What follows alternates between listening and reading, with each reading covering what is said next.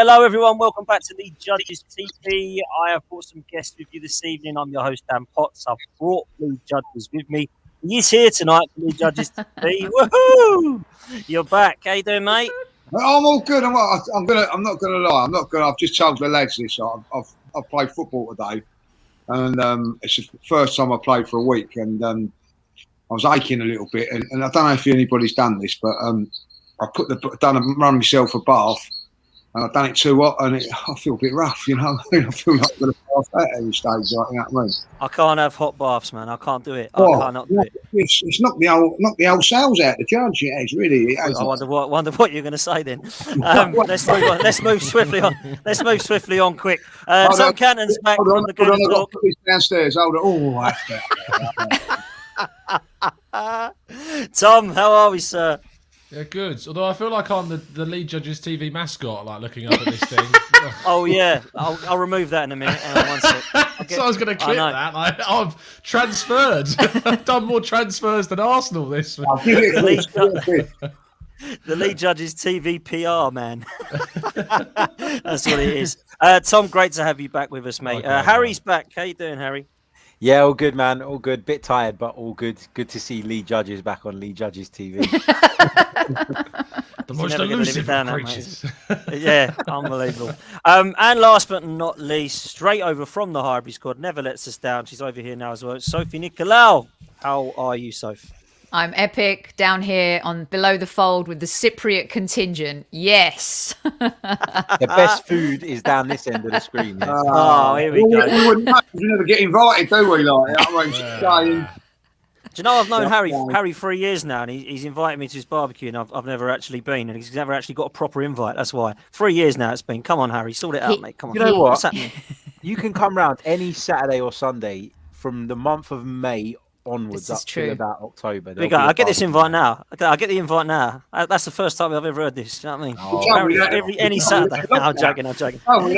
Greeks do souvla, like even if it's thundering and lightning, we do souvla. By the way, this summer we're hoping to have our King of Souvla competition because Jack Wilshere actually claimed on our show that he is the King of Souvla. Now he's married to a Greek Cypriot girl, and Harry claims to be the King of Souvla. My cousin George claims that they're both not the King of Souvla. So that could be something fun that we do in the summer together, by the way.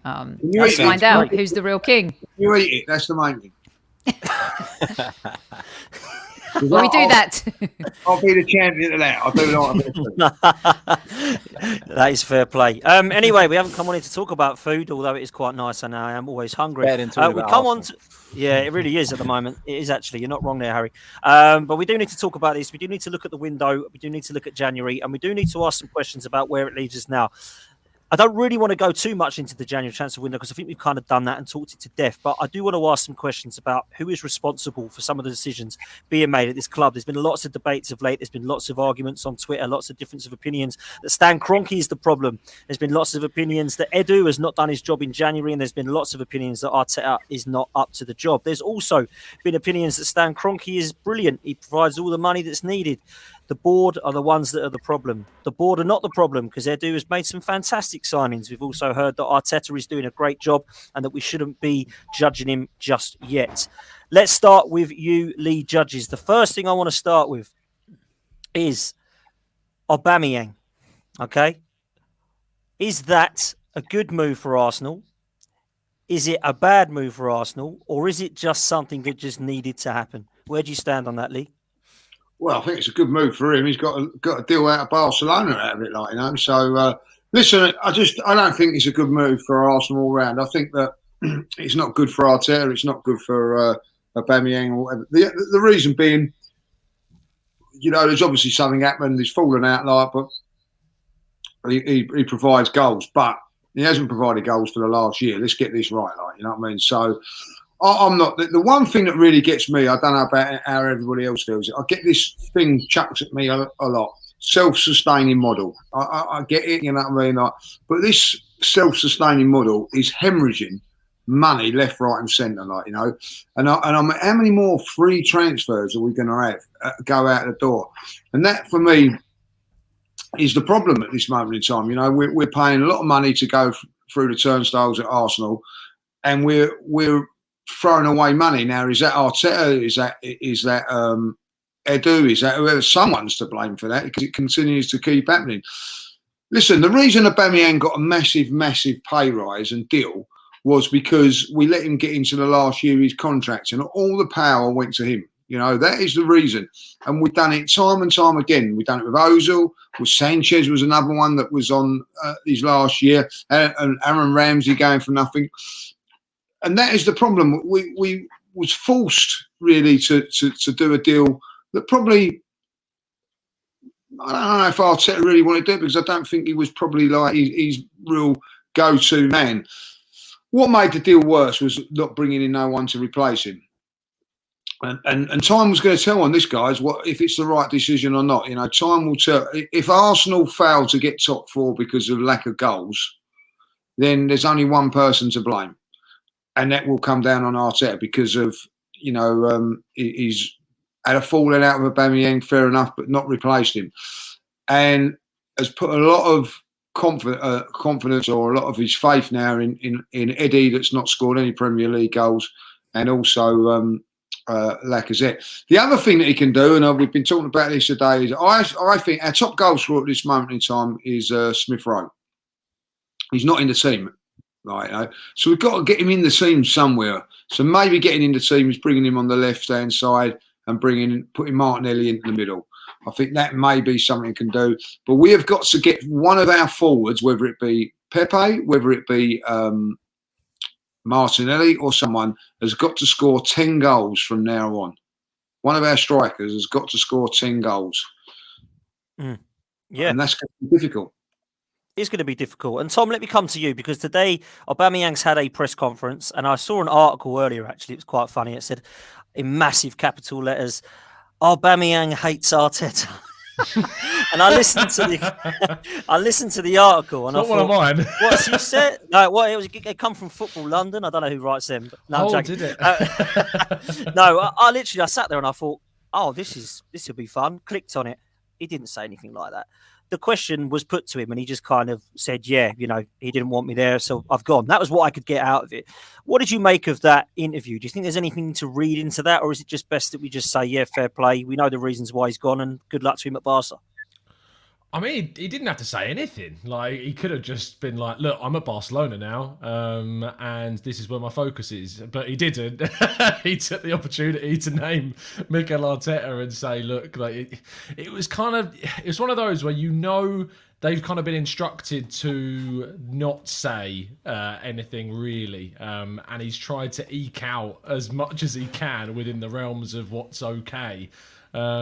I'm not fussed by it. Like, it is what it is. He was never going to play again for the club. He fell out of the manager for whatever reason. We probably will never know the reasons as to what actually happened between them. But what matters now is that, we try and score goals without him, which, as Lee said, his form wasn't great before he had his exile and the captaincy was ended. So we're going to have to find goals from elsewhere anyway. It has left us short because we've not been able to bring in anyone to kind of replace those goals, which should be rightly criticised in my opinion. But I think he's a player that we'll appreciate the good things that he did, but ultimately the last year, 18 months of his time at Arsenal, we won't look at with, loads of fondness, to be honest, and probably look back on that new contract with the hindsight and say, we invested 350 grand a week into a player that did stuff in the past rather than what they were going to do after they signed the deal, which is never a good decision with a contract, to be honest. Yeah, I think you're right, Harry. Let me come to you on that. I mean, you've had your head in your hands when I said that, and I think that there are some reports out there that go way over. They go way over the top. But what did you make? I haven't done any writing today. Let's make that clear. What did you make of it? And should we be looking too much into it? Do you know what I mean? Because the way I saw it was honestly that Arteta had just sort of said, Mikel wasn't very happy with me, and now I've moved on. Are we reading too much into this, or what did you make of it? Definitely, it's just another excuse for people to beat the manager over the head, and ultimately Aubameyang's never going to come out and say, "Oh yeah, it was totally my fault and I was the one that caused it." Equally, Mikel Arteta's never going to do that either. So we'll never really know what was at the heart of this. But it just, for me, it's just, if I was Aubameyang, I wouldn't even mention it. I don't know what the line of questioning in the lead up to it was exactly, but I just think mentioning it is just not doing anybody any favors. It's just causing the situation to drag on. And I think if I were Aubameyang and I wanted to say something or I wanted to get a point across, he's had ages to do it, and he hasn't. So I just thought it was unnecessary. And like you, Dan, I saw a load of articles today sort of sensationalizing it. I saw one, Aubameyang slams Mikel Arteta. No, he didn't. But obviously that's what earns clicks, and that's what people do, and that's the way of the world now. And I think we need to be a bit more mindful of that when we're reacting to stories. Actually read the story and then come up with your conclusion, as opposed to being hooked by the headline. Yeah, I kind of tend to agree with you there, I must admit. So, two things really. Your thoughts on the Aubameyang and Arteta situation, and the kind of debate, opinions at the moment within the fan base that Arteta's fallen out with a lot of players. I don't really think people can say that he's not, but where do you stand on that? Do you think it's a good thing or a bad thing in your eyes? Let's get something straight right off the bat. You are the captain of a football club. You've hardly played. You've hardly scored any goals. And somehow you wangle a move to Barcelona. He's a magician. Well done, Aubameyang. Okay, that is incredible. Put Barcelona in quotation marks these days. Well, because they're not the same Barcelona that they were, but still, it's one of the greatest football clubs, and he gets to play up front for one of the best teams, one of the best brands on the planet when it comes to sports. And he's done that without being effective for, let's be honest, not this season, but a lot of last season too. So in terms of the relationship, we all know that there was something going on in the sense that they never got on and he didn't really lead by example, but that doesn't mean he wasn't liked by his teammates. Arteta has a certain standard. He's a very character-driven coach. There's a reason why certain players aren't at the club anymore, not only to clear the decks, but also he's trying to build a new DNA, culture and profile. Now, I've not been an Arteta fan, but I back him 100% when it comes to not accepting egos, no matter what the name on the back of your shirt is. And unfortunately, Aubameyang did not behave like an Arsenal captain towards the end. I think this is a great ending for everybody. He's seen as a hero for sacrificing $25 million in wages for the rest of the season. If that's a correct number or not, you guys can school me on it. But the point is the company, the Arsenal Football Club believed in him. Arteta's the one that gave him the new contract. Edu's the one that gave him the new contract. They're the ones that gave him the money. And as soon as that came, he was a completely different person and player. And I say that's my humble opinion that he was. So for Arsenal fans to kind of be looking at it and saying, how could we do this? How could we let him go? Oh my goodness. He wasn't doing anything for us. We scored 21 goals in December without him.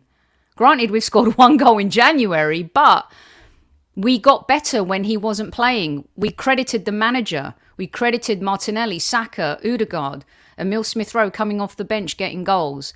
So I think we just need to be a little bit fair sometimes, whether you agree or disagree with Arteta. I think this has been a good decision for the club because he's trying to build something completely different that doesn't include egos. What was your second part of your question? I think you're right in what you're saying, Soph. I think there's definitely something with Arteta and falling out with players that doesn't sit right with me. I think personally there's some which I could say that I agree with, but I think there's a little bit of inconsistency in some of the decision making. And people have mentioned the examples, haven't they, of Maitland-Niles getting a man of the match performance, never playing again and going to Roma when he could have had opportunities to play in, particularly in the cup competitions in January. There's a decision around Xhaka getting sent off in comparison to Pepe and his man management of how he dealt with that. There's the Tavares substitution that we haven't really seen ever since before, and we haven't seen since when people have played very poorly in some of the other games. The decision with Guendouzi, the decision with Aubameyang, the decision with Pepe not playing, the decision with not bringing William Saliba back. There's quite a lot there. Emi Martinez is another one that he decided to leave out and go with Leno and then decide actually Leno isn't good enough or got it wrong. So is that inexperience? Is everything right that he's doing, or do you question some of it? I think Arteta's young too. Dudes have egos. People have egos. Women have egos. Everyone has a bit of an ego, right? The dude has just, turned 40? I'm not even sure if Arteta has clocked 40 yet. I think he's 39, isn't he? Yeah. So he's very young, but he also comes from a school where he's learned from Pep Guardiola in the sense that no one's bigger than the team. Arsenal used to be that way. Tony Adams' famous quote is about, what's on the front of the shirt versus what's on the back. And look, let's be honest, Guendouzi acted like a punk against Brighton. He acted like a punk in the Middle East. He was given the opportunity to apologise and he didn't. Torreira's situation was different because he didn't want to be in London anymore. There's situations like Mavropanos, who I believe didn't get a fair shot.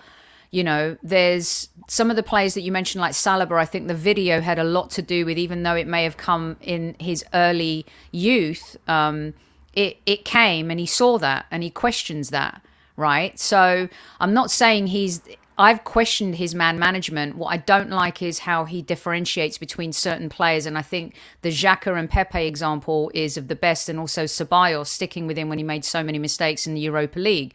So unfortunately, when you have an ego as well, every manager does, you're going to make mistakes.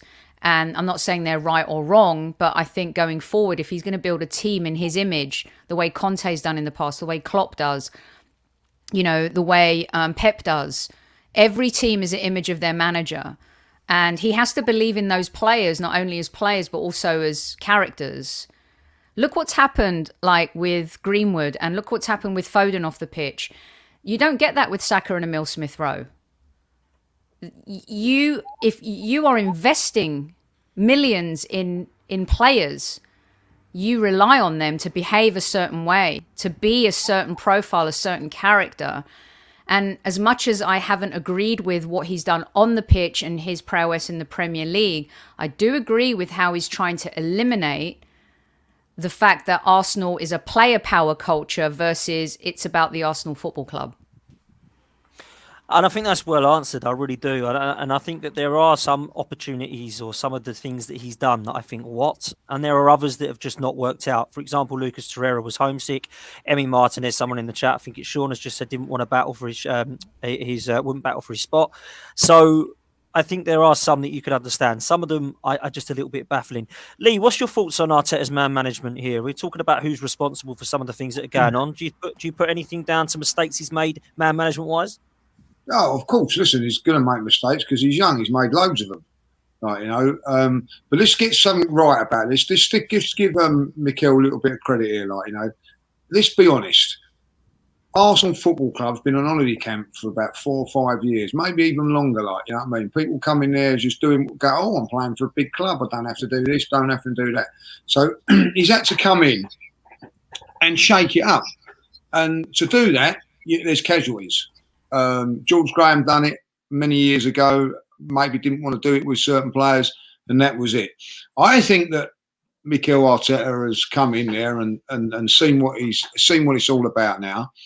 And I've always said that he's very, very lucky. He's got 3 gifted players at this football club. One that was given to him by Edu, and that being Martinelli. The other 2, Saka and Smith-Rowe. I don't think there's any better 3 players at that age in any other team at this current team in the Premier League.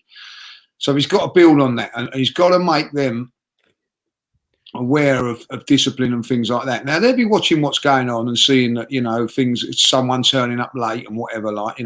He doesn't want to see that from his young players, his young guns. He wants to. So he's going to have to make disciplined things.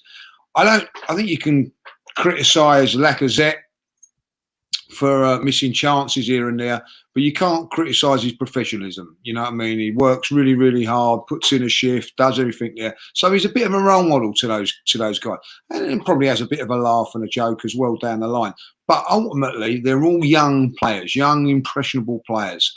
So you've got to get the right culture around them. So in his defence there, I think that he's had to come in and probably do things that he probably don't want to do, if I'll be honest, but you have to do it. What that brings is mistakes and consistency. I don't like, and I'll still say this now to this day, what he done with Tavares was the wrong thing to do as a manager. I wouldn't like that if it was done to me. I wouldn't like it if it was done to one of my fellow players in a team. I watched Tierney have an absolute awful game against Burnley. Awful. No difference to Tavares, but he stayed on till the 88th minute. So Ben White as well. There's a couple of them. Ben White holding. I thought, listen, players are going to have bad games. You know what I mean? Like, you have to ride them out, and if you believe in someone, you ride it out with them. So I think there is something in that. You know, I think that maybe people who will have spoke about that afterwards learn from that mistake. It's a mistake. You know, he has made mistakes along the way. What I will say about Mikel Arteta, and one thing that worries me, well, two things. I don't think it's his fault or whatever. What we're going to it is that I watched the game against Burnley, and there was nothing different made in that game. Didn't go to a back three. Didn't chuck someone on up front. Didn't do whatever. It was just the same thing happened all the time. I've seen Arsene Wenger go to a game. They showed it the other day against Leicester. He had Chamberlain playing right back. He had players going on, and he ended up winning the game 4-3. I worry about Mikel as a manager. I do feel at times that he's a bit too cautious. He's more scared to lose a game than actually go on and win the game. And one thing that I'm going to say now is that over this January transfer window, whether you blame Arteta, whether you blame whoever, I don't care when people turn around now in the Premier League say, oh, we don't get things given against us and things going up because we've taken the wee-wee. Simple as that, like, you know what I mean? Like, we cancelled the game because of lack of players, and then 2 days later we outed a couple of players on loan, and with all of that shortage of players, we have taken out 6 players from that squad and not replaced any one of them, like, you know, and that's bad. I don't care what anybody says. That to not fulfil a fixture at that level is bad. It's embarrassing. I know it was good against Spurs because we peed them off a bit, but ultimately that's not the thing to do. So the thing is now that all the players are basically back now, but it's going to be sometimes in games, man management from the side it can be a key. It can like win you and lose you a game, and that is something that I think he's got to improve on. Like, I have to say that. Like, I don't like some of the substitutions that he does. I don't think they're inspiring. Sometimes they're more cautious and whatever. But ultimately, I think that Sophie made a fantastic point there, which we've just seemed to forget about. 20-odd goals in December. We've had a little tough running. Why? And the reason is because all the players that were playing in that December time weren't there. You know what I mean? Partey went. You know, I think there was a key in there. Xhaka's gone as well. Like, you know, we lost a couple of players. And also in that January spell, Saka was playing on empty. So Smith Rowe's been playing with an injury.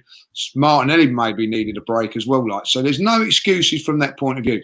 And I will say this about Arteta, whether you blame him or not, the players that he's got rid of, not one of them would be starting going into the next game.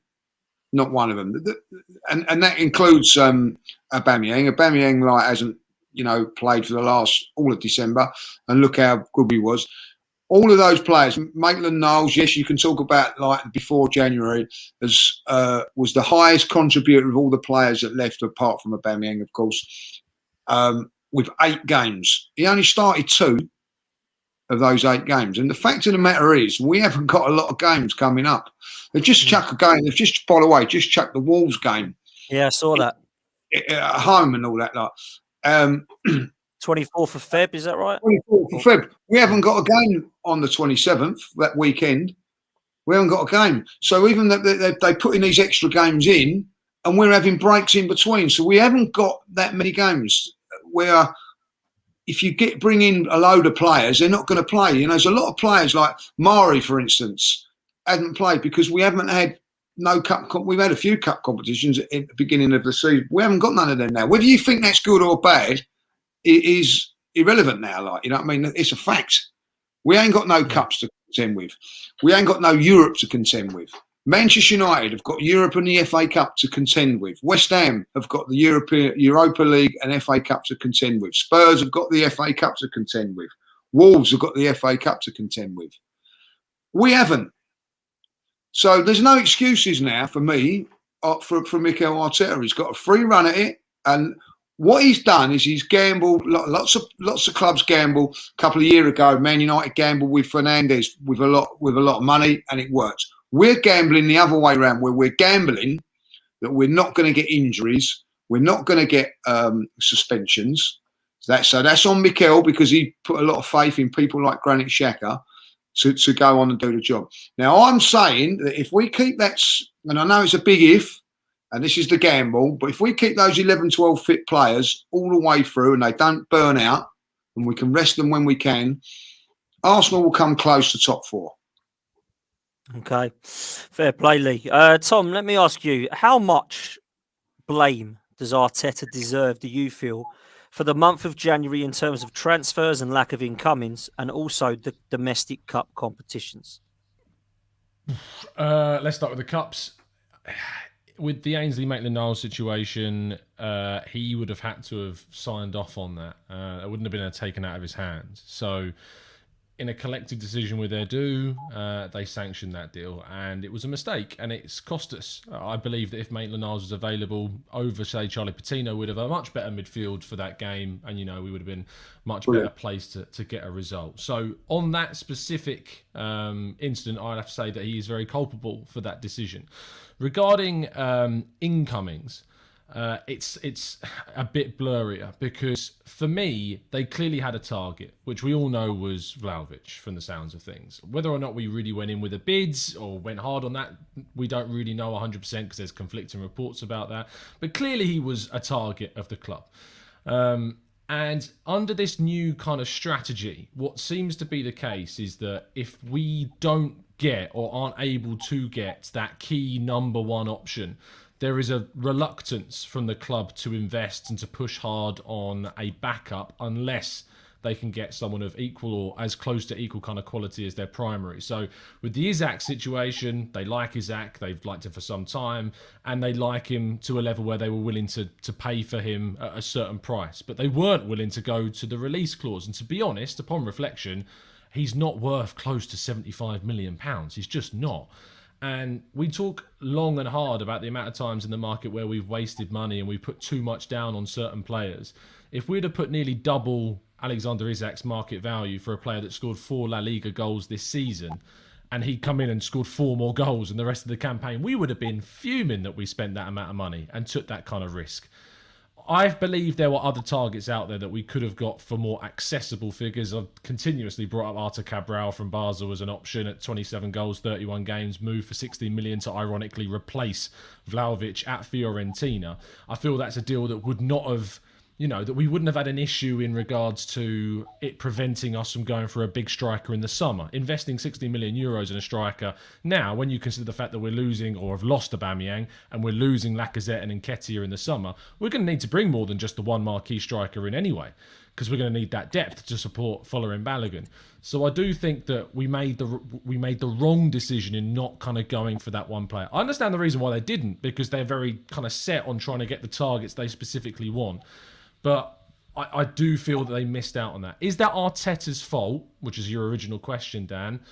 I think it still leans more on Edu for not kind of backing him in the market in the way that maybe he could have done. Because ultimately, we don't know. We don't know if Arteta wanted anyone else and we weren't able to get them. We know that Edu agreed to deal with Juventus for Artur Melo, and the hierarchy blocked that deal because they felt they weren't comfortable doing an 18-month loan, which I can understand the reasons for that, because you're committing to a player for 18 months that might necessarily not be the midfielder that you want to sign in the summer, and you're being forced to keep him for 18 months, especially when midfield ahead of the Wolves game isn't that much of an issue anymore because we've got enough numbers and Artur is not a huge upgrade on what we've already got. So I'd rather say wait 6 months, deal with what we got in the midfield, and then go for a proper upgrade on Granit Xhaka in the summer when we can afford it.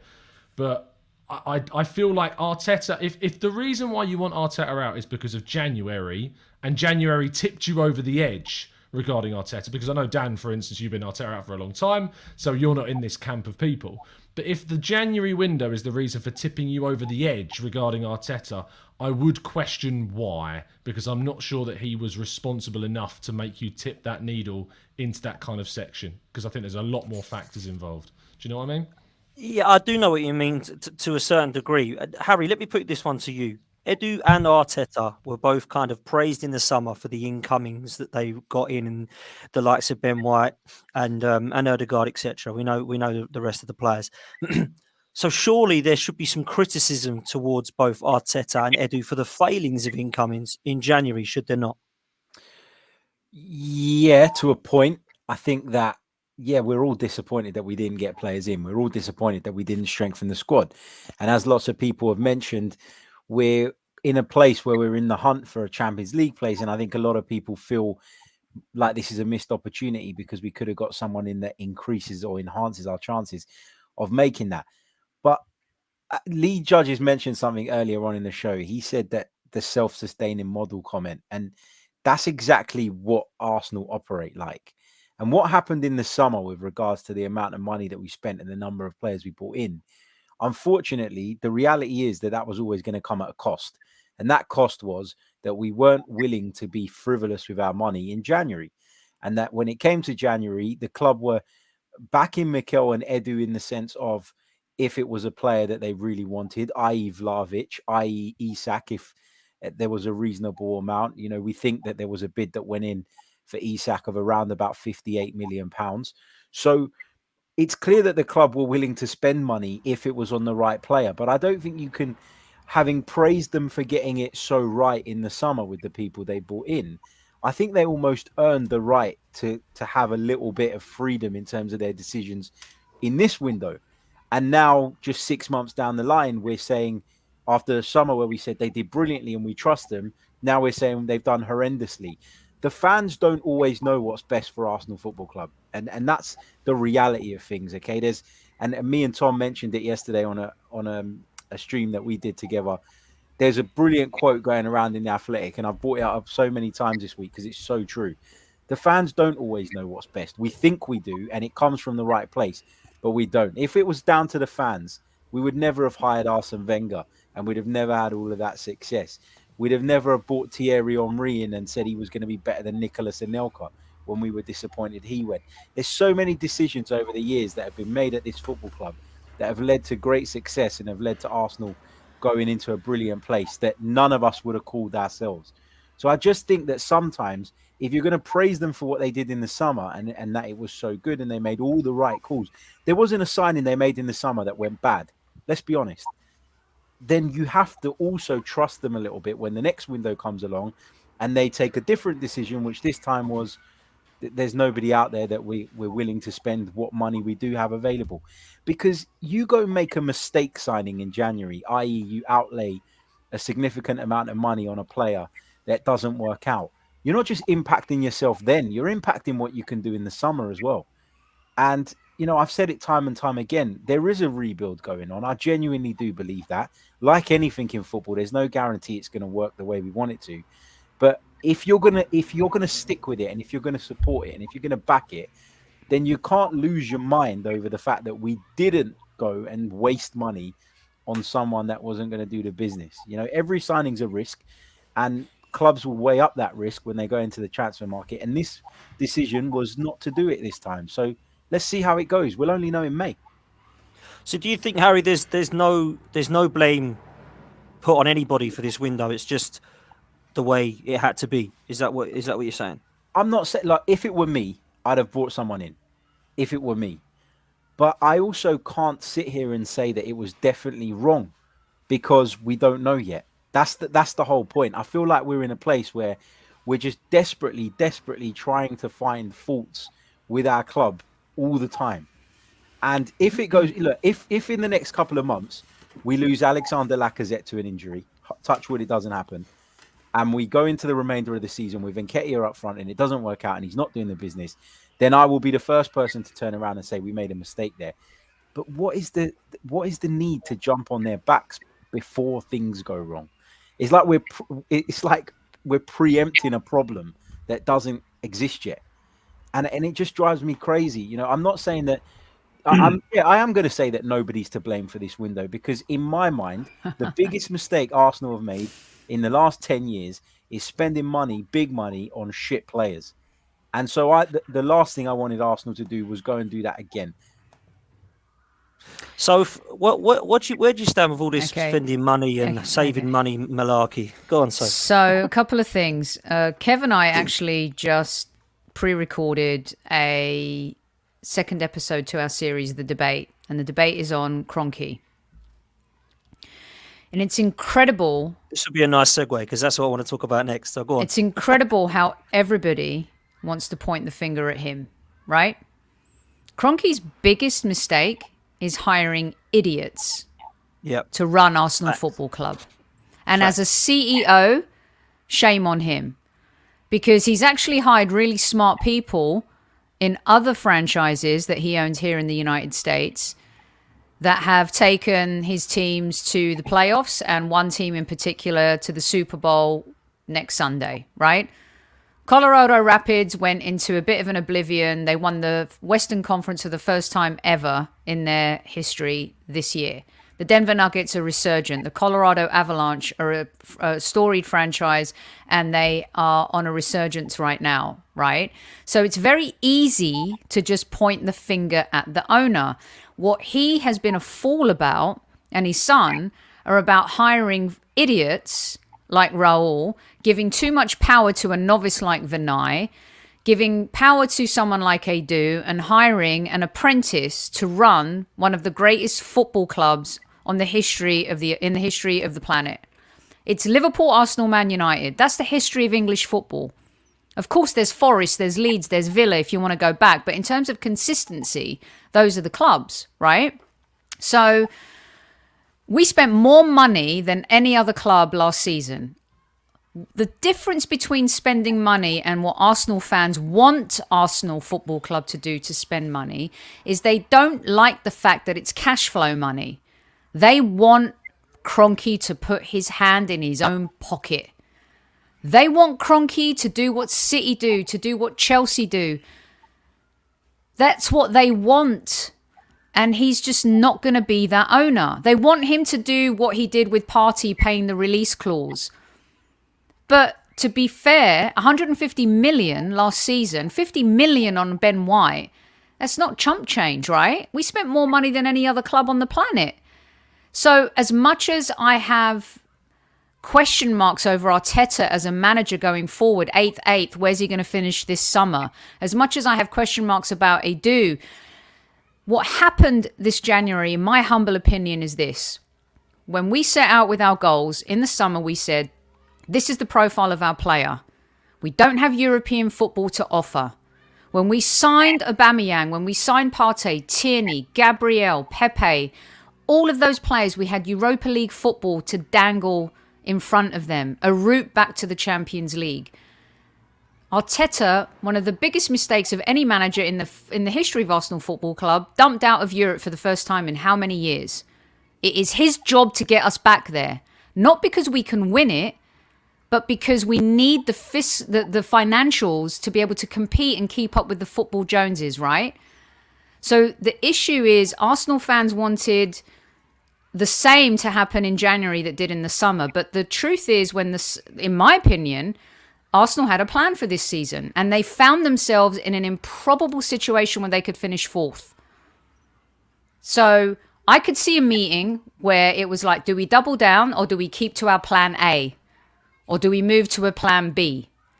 Plan A was Tomiyasu, Ben White, Ramsdale, Nuno, Sambi. So in January, they didn't have that plan. They're thinking, here's what we're going to do. I don't think for a second they thought we'd be in a situation to finish 4th. And so I believe, my own opinion, whether I agree with it or not, is that they stuck to their guns and they said, no, we're going to carry on the path that we've set. And that's why January went the way it did. That's why you saw more players going out. And that's why their plan, I think, is to bring in more players in the summer. And they're banking on that starting 11 being able to maybe pull it off and get us back into Europe. The biggest mistakes for the club were how we handled the League Cup legs against Liverpool, and really how Arteta managed the FA Cup, because the FA Cup was a route back into Europe. And he blew that like he's done in the last 2 years. And so, just before I come to Lee, what do you make of Arteta flying out to see Stan Kroenke? A lot of people are saying it was because he wanted more funds. Stan Kroenke's reply was clear the decks and get rid of everybody.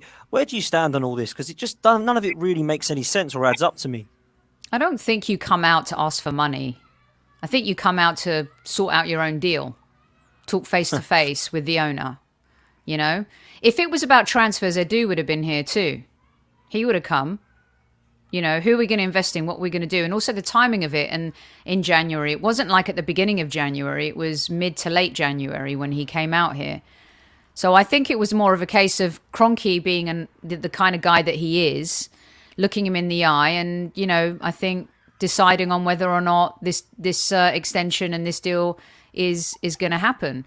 You don't have to travel as manager when your team's in Dubai and you've got a big job on your hand to get everyone motivated when most of the team are leaving and nobody's coming in. You know what I mean? I just don't buy that at all. You didn't see him flying to the US in the summer when we bought all of those players. I might be wrong. Well, we'll see, won't we? Time will tell. Lee, let's come to you on Stan Kroenke because I want to do this for the last 20 minutes of the show. I think Stan Kroenke I think it's fair to say everybody probably wants Stan Kroenke to leave. I don't know many Arsenal fans that want him. But why? Here. Sorry, why? I mean, I'm not. I'm like, why is Kroenke responsible for everything? What? So why should he stay, Soph? Why do you think he should stay? That's a better question. Peter Hill Wood, was it 2012, when RVP wanted out, defended. He firstly said, and sorry, I'm giving away some of our show of the weekend, but he basically said that he thought Kroenke we don't trust Americans. They have no place in our game. This is an English game. Whatever it was he said, I'll read the quote to you. And then a few years later, he sells his remaining shares for 5.5 million to Stan Kroenke. And then in 2012, he defends him and the sustaining model that Arsenal have. And now it's like all Kroenke's fault, the Americans' fault. It's like everyone sold their shares to him. Bracewell, Smith, David Dean, all of them. They all sold Arsenal off to Kroenke. I don't think... And he only became the majority owner in 2018. That's the big thing. That is the huge thing. Because when people talk about how Arsenal have declined under Stan Kroenke, people don't talk about it from 2018. People talk about it from when he first came into the club, I think in 2007. Correct. That's when people talk about it. So we've had 16 years of regression, but that's not actually true, and it's not factual to say it that way. You have to look at it from 2018, and still from that point there is regression from 2018. We should be factual about that. We have gone backwards since 2018. However, the argument comes across, and this isn't about being like a Kroenke apologist or all this, because it's very No, same with me here. If you put yourself out on a pedestal in any kind of way and say anything that isn't immediately negative and bashing Kroenke, you put yourself out there amongst a very small crowd, ready and primed to be absolutely your throat to be slit, pretty much, amongst the Arsenal fan base. That's how genuinely terrifying it can be to try and say anything positive about the Stan Kroenke situation. But the fact of the matter is that they have only had ownership since that 2018 point, and ironically, what we've seen since 2018 is more investment, is more spending on the team. Yes, some shit decisions have been made. Don't get me wrong, some really bad decisions have been made.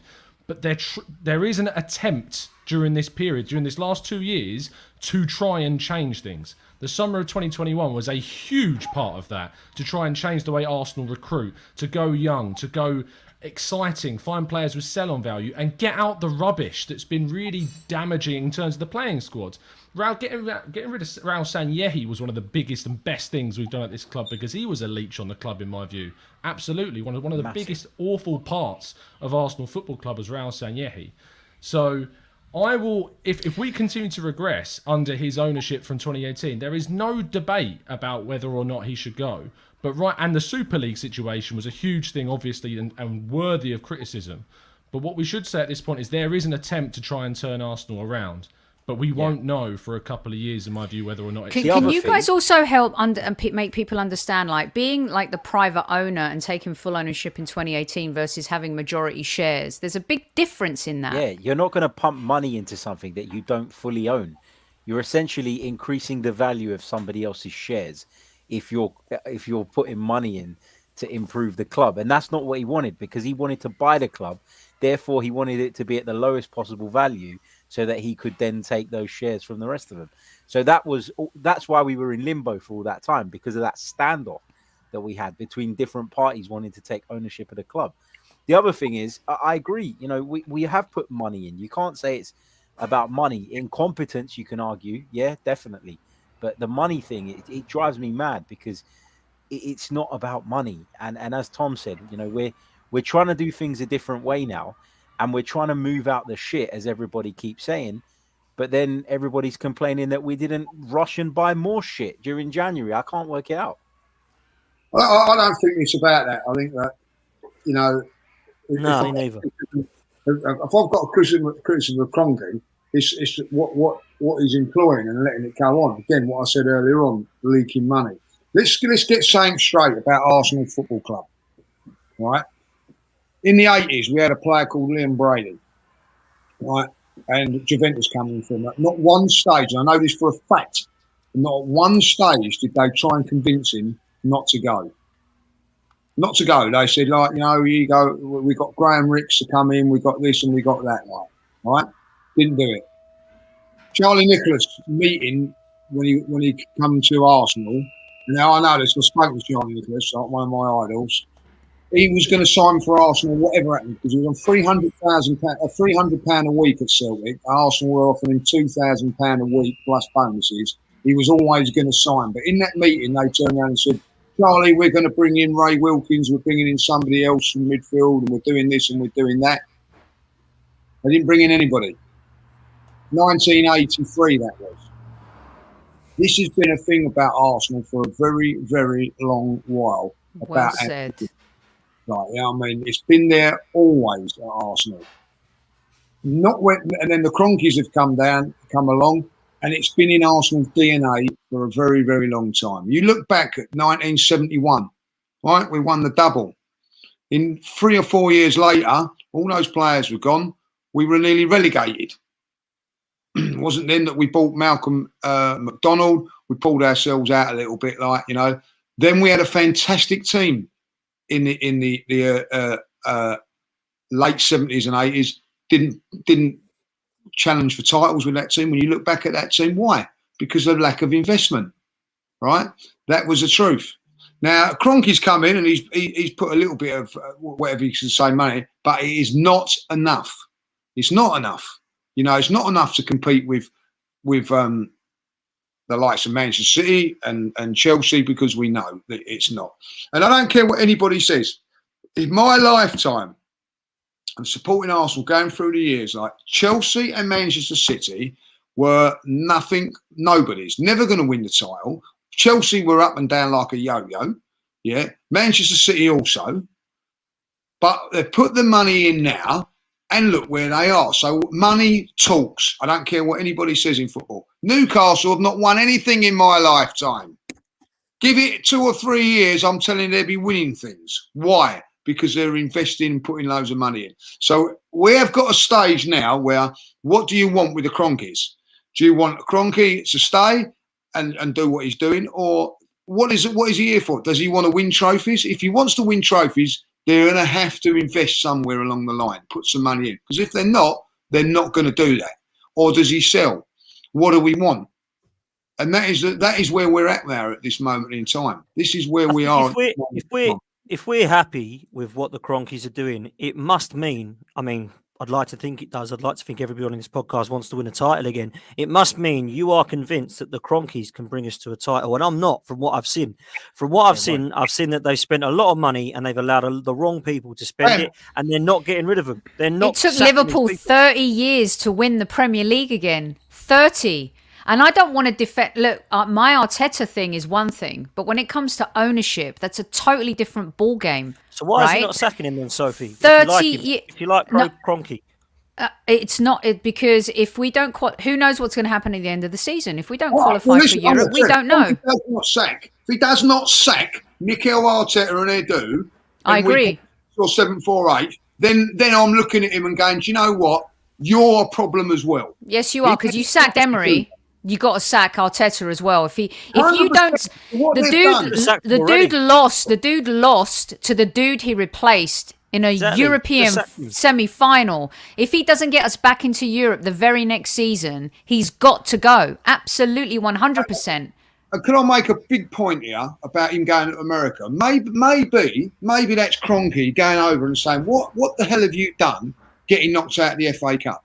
And I'll tell you what, people might go, oh, the FA Cup. Because the FA Cup gets you into the Europa League, which is a good chance. And I think we've got a better chance of getting into the Champions League via the Europa League than we have top 4. Agreed. And he absolutely blew it against Nottingham Forest. So one of the reasons might be is I'm having you over here, like what went wrong and whatever. I believe it's a little catch-up sort of thing over that, like see whatever. But ultimately, we have lost our route into the Europa League. One route in it by not getting into that Europa League. He might be actually over there saying to him now, you make sure that you get into the Europa League minimum. Because if they don't get into the Europa League, right, I don't care. And the conference league gets you to the Europa League. You'll never do that. He gets us into the Europa League to get us into the Champions League the next year, or you are gone, mate. And that is it. And there has got to be some accountability under the Kroenkes. Because I'm telling you this now, I'm fed up with walking away from Nottingham Forest, who are a team in a lower league than us, and everybody turning and go, yeah, that's all right, because really that's not our priority. Top 4 is our priority. No, it's not. So getting into the Champions League is a priority, not necessarily top 4. Don't throw away opportunities. You threw away an opportunity last season in a semi-final to get us into the Champions League. We've had two chances of getting into the Champions League via the Europa League. We got to a final and a semi-final with crap players. Not really great players if you look at it like. So there's a route into it there, and that is something that I feel that if I was Kroenke, I'd be pushing. But the problem is with this whole Kroenke stuff, right, is that, if you remember back when that whole "we care, do you" thing started, right? All the focus was on the Kroenkes. Let's all have a go at the Kroenkes. Let's all have a go at the Kroenkes. But what we keep doing as Arsenal fans is diluting the actual message, because some of them will go, oh, it's because they're not spending money, but they are spending money. Others will say that they're not paying attention to the club, but Josh Kroenke's been much more involved with the club since they took full ownership. The problem has always been that this Kroenke debate it only comes up at certain points. It's not a constant. There's not a constant pressure on them to deliver. If after the first 3 games of the season, everyone was going mad. Then we went on a good run, and I didn't hear anybody mention the Kroenkes because we'd just come off the back of a summer where we'd spent money, and we'd spent money on players that had come in and done well, and not a single person mentioned their name. Then the January transfer window comes along, and we don't buy, and it's all the Kroenkes again. The Kroenkes this, the Kroenkes that. We know that Arsenal lodged a couple of bids of around about £58 million. That's not on the Kroenkes. There was obviously. So who's it on there. then? That's what I don't get. We're none the wiser. Who's responsible for the downfall of Arsenal in the last 2 years? It's not Dan. The downfall of Arsenal is not because we didn't sign someone this January. I didn't say it was. That's what I'm asking. No, who's responsible for it then? Is there one man? Is there 15 people? Is it the fans? Is it Kroenke? Is it Arteta? Is it Edu? Why are we where we are right now? No, but that's not the point I was making. The point I'm making is that we've obviously adopted a strategy, and looking at what was available to us in January, we decided, as Sophie said, that we were going to stick to the original plan and not divert off of it for the risk of going and spending money on somebody that wasn't going to be for the long term and wasn't going to be the right move. The long term thing, we know that everything needed to be ripped out. Every single one of us has sat here calling Arsenal a holiday camp, calling Arsenal a club where people come and just doss and pick up their money and just relax. And then we get a manager who comes in and says, no, do you know what? F this. I'm going to bomb these players out because they're not up to the standard and they're messing around. And then people are on the manager. Like, we want the culture to change. And Mikel Arteta is the first guy in about 10 years at this football club to have the balls to actually make those decisions. So let's give him a chance and see how it goes. Can I just say one thing? And I'll tell you when I'll tell you when I lose my nut with Kroenke, right? And I'll tell you when I will do it. I won't do it yet. I will do if he sells Saka, Smith Rowe, or Martinelli. Then I am having him, because that cannot happen at this football club, because they have told me to get behind this process with these young kids. So if they ever go and sell one of them, right, then that's when the heat comes on Kroenke, and I don't want no excuses, Dan, from any fan if that happens. And you know what? Sorry, Lee, Dan, I just want to jump in because what Edu said in his Sky Sports interview is we've built this youth, and our next goal is to back that up with world-class players. Right? He said it on television to Sky Sports. Now, whether that was a plan in January or not, you can believe what you want. But you cannot attract world-class players if you do not have European football. That is a shame, because I want players to just come and play for Arsenal Football Club. But the reality of the world that we live in now is most world-class players want to play in the Champions League. And if they can't play in the Champions League, Europa League is a route back to that. So not only do they have to be careful about the Sakas and the Emile Smith-Rowes and the Martinellis, and I'll even go as far as to say the Gabriels and the Tierneys, you know, and the Tomiyasus and the Udegaards and the Ramsdales, right? If you are not building something around them by then bringing in what you promised, shame on you. Yeah, agreed. And that goes then on Kroenke, because he's letting yes. Not be accountable for There we for go. the We're getting somewhere now. Here we go. We're getting somewhere now. So let me ask you this, right? Because I do want to wrap this up in a minute, but I need to ask this question. I'll come to you first, Tom, with this one, right? What gives you the confidence? I'm not saying you do have the confidence, but this is more a question. What gives you the confidence that Stan Kroenke, under or involved in Arsenal, whether it's majority shareholder, whether he's owner, whatever you want to call him, Stan Kroenke's involvement in Arsenal has seen a youth project of Fabregas and Van Persie's and all them guys go. It's seen a youth project in Wilshere and Ramsey go, and now it's got a youth project in Saka and Smith Rowe, and that all of a sudden is one we now need to trust. Tell me why. Effectively, from my point of view, and I think Harry raised this point earlier on, majority means Jack. It means absolutely Jack in regards to kind of an ownership perspective. Having a percentage control of a club, you're not gonna throw stuff like that. You're not gonna put everything you've got into something that other people have their fingers in all these different pies.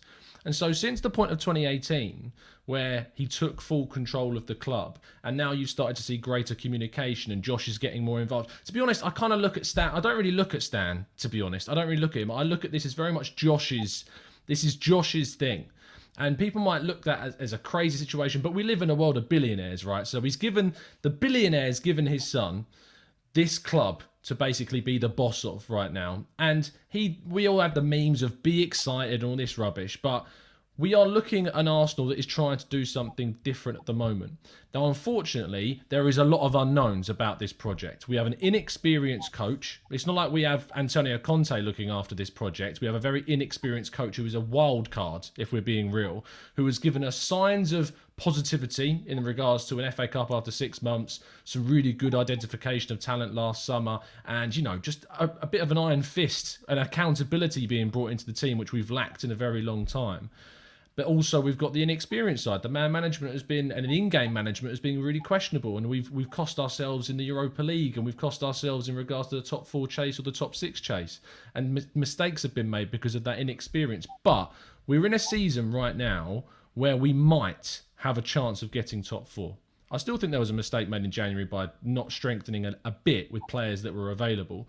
But I respect the fact that they didn't go and do what other previous regimes under your Fabregases and during those periods where we just blasted a load of monies at Granit Xhakas and Skodran Mustafis and like these types of players that never really progressed the team by any imagination at all.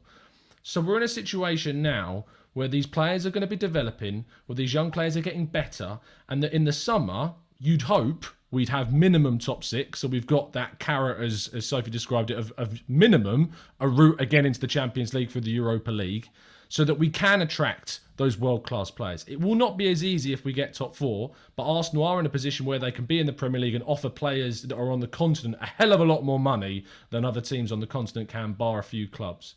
So I don't think the club looked at this season at all as the season to get in top 4, which is why I do have a lot of sympathy when some fans turn around and say that they're not going to sack Arteta if he doesn't get top 4. I think if we finish, say, 6th, you have to question who are the teams finishing above us and why, and would a better manager next season get us to that next level faster than what Arteta will.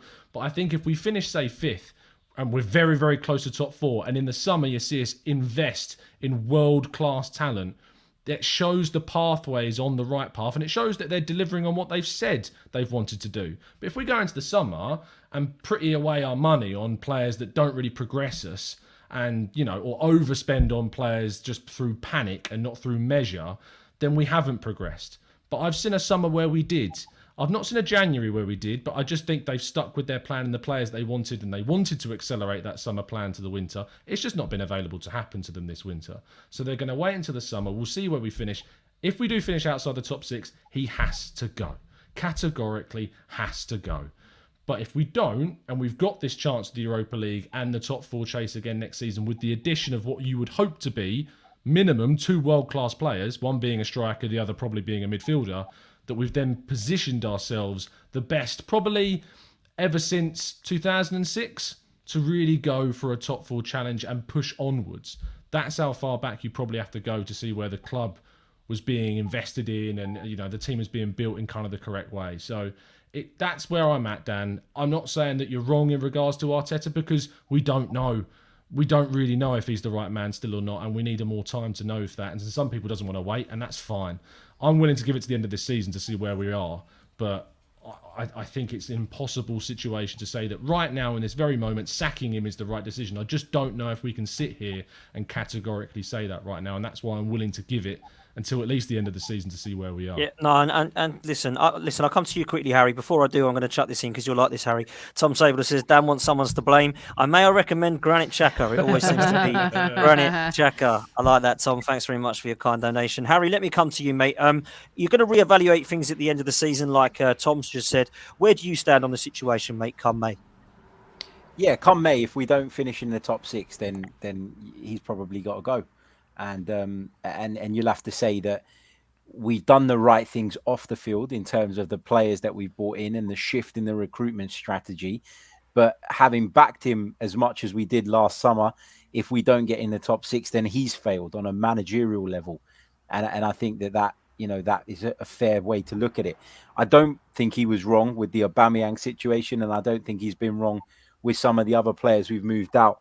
Just circling back on when we were talking about the Kroenkes, and again, look, I'm not a fan of the Kroenkes. I've always called them passive owners, and that's the thing that has always irritated me. It's felt like they've always sort of half run Arsenal from a distance, but you can't say they're not backing when they then are even forking out money to get rid of people at this moment. They're not just paying money to bring people in, they're paying money to get people out as well, which requires the club putting their hands in their pockets more. And you and I and Lee and Tom and Sophie can all say it's our club, but it ain't. It's their club at the end of the day. That's the reality.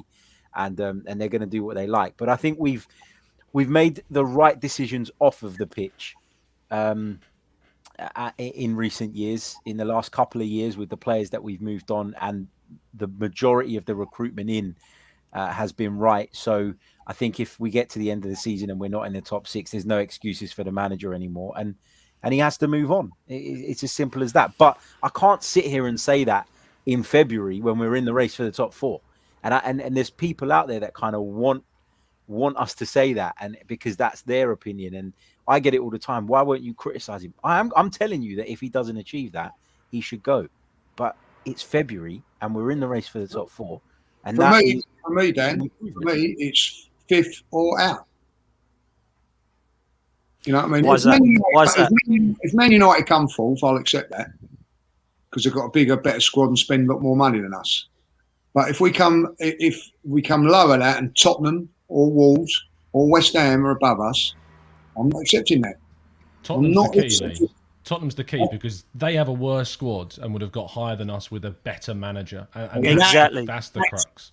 Exactly. That's the pen highlighting right underneath it, and that is the key. That game's coming at the end of the season. We all know what's coming. And that's what it comes down to. And I'm with that. And the truth is, Man United didn't strengthen this window. West Ham fans are having a meltdown. Yeah, they are. Tottenham fans are having a meltdown. Arsenal fans are having a meltdown. So we're stuck in our bubble, our Gooner bubble, and right so, because it's our club. But those other clubs too did not strengthen, and it's insane to think that Manchester United, West Ham, Tottenham and Arsenal, all fighting for that fourth spot, didn't really go for it in the transfer window, which is kind of crazy considering the financial rewards that come with that. Manchester City, Liverpool and Chelsea have kind of separated themselves from an ownership perspective, from a talent perspective, from a squad perspective. Manchester United are lucky because of the previous investments they've made, and now they have a good tactician in Rangnick. And I know some people may disagree with that, but you're already seeing, I'm pretty sure United won't drop too many points between now and the end of the season. West Ham we've got 2 games in hand on West Ham. They're in trouble. There's no doubt about that. But like West Ham, like Tottenham and us, we're 2 injuries away from disaster, right? So at the end of the day, Arteta picks the team. Arteta picks the tactics. He didn't choose the team against Nottingham Forest. Kroenke didn't choose the team against Forest. Arteta did.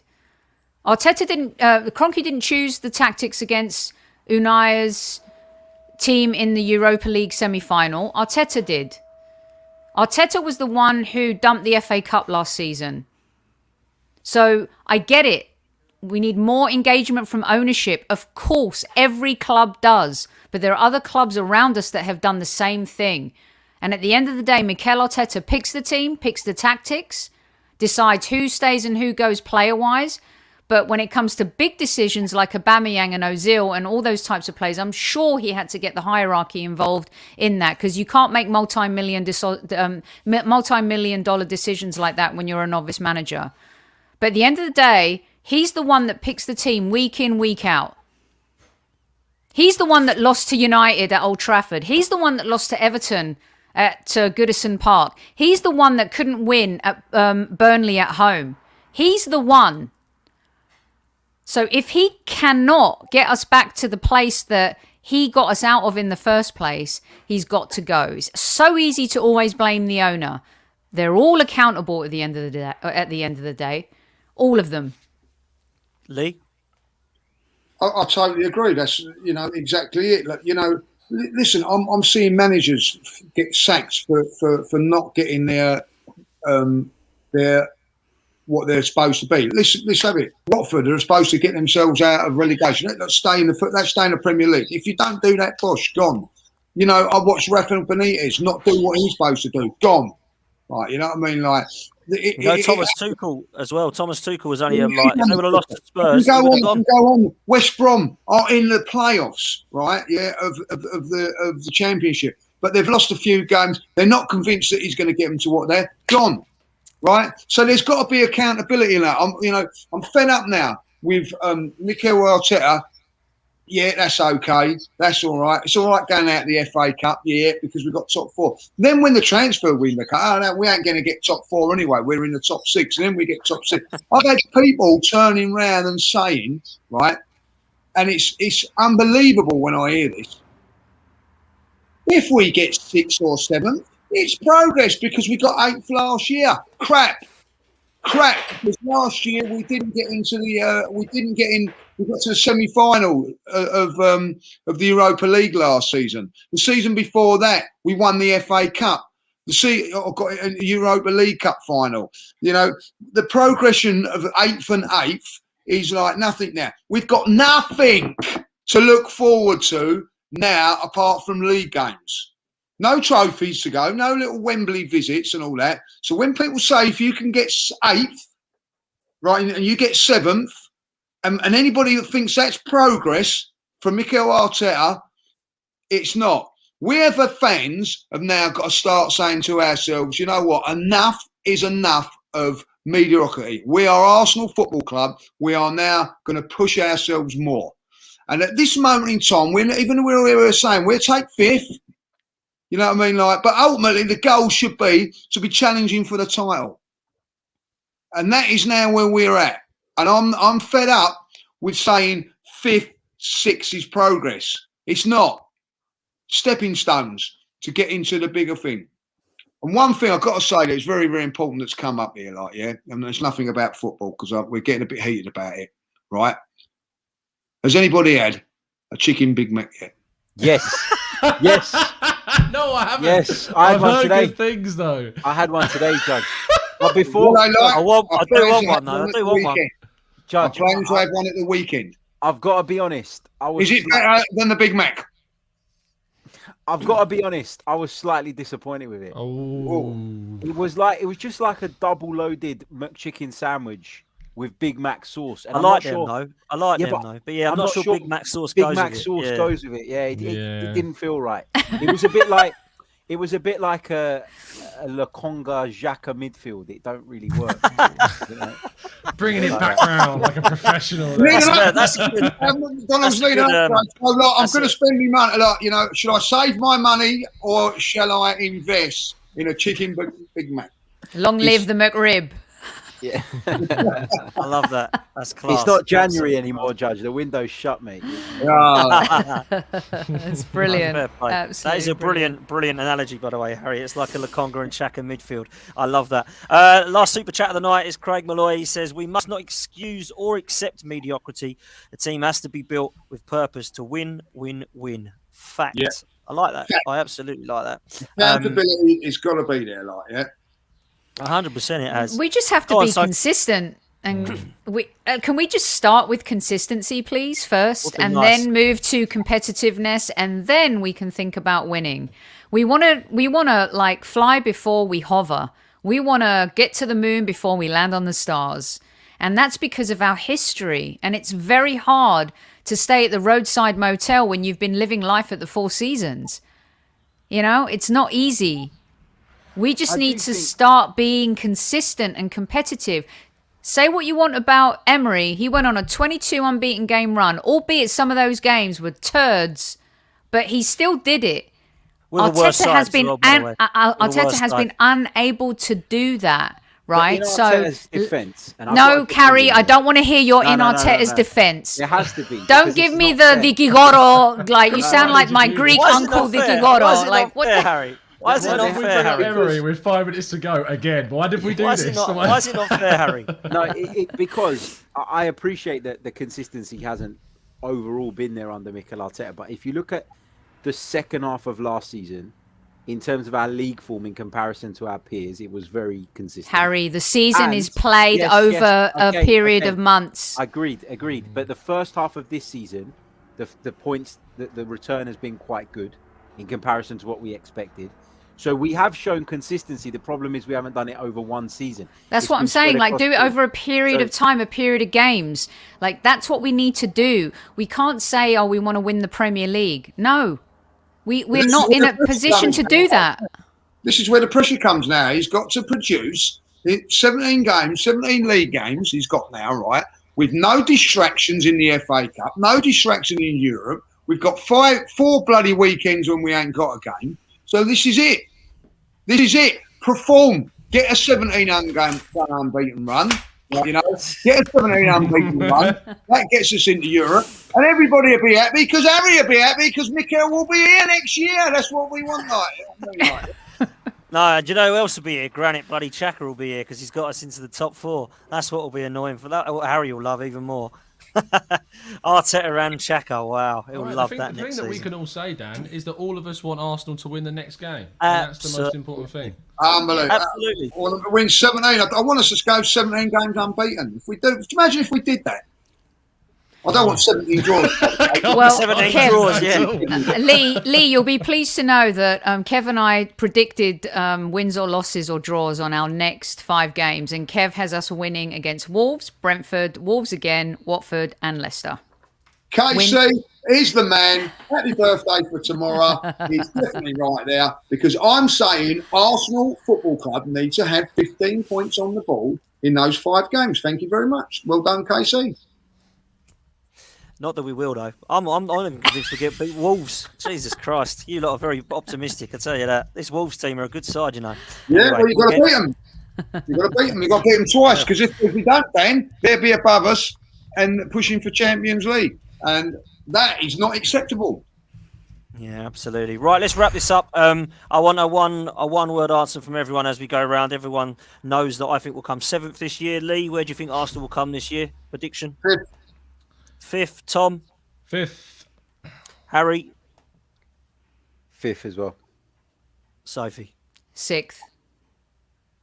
I thought a lot of you were going to say 4th, so you're not as optimistic as I thought. But I never said 4th at the start of the season, and nothing's changed to make me change my mind. Poke the bear, Dan. What are you doing? I know. I like to poke him right at the end. West Ham's the ticket. I think West Ham. I think I predicted we'd finish above Tottenham this season, but with Conte, I don't trust that team.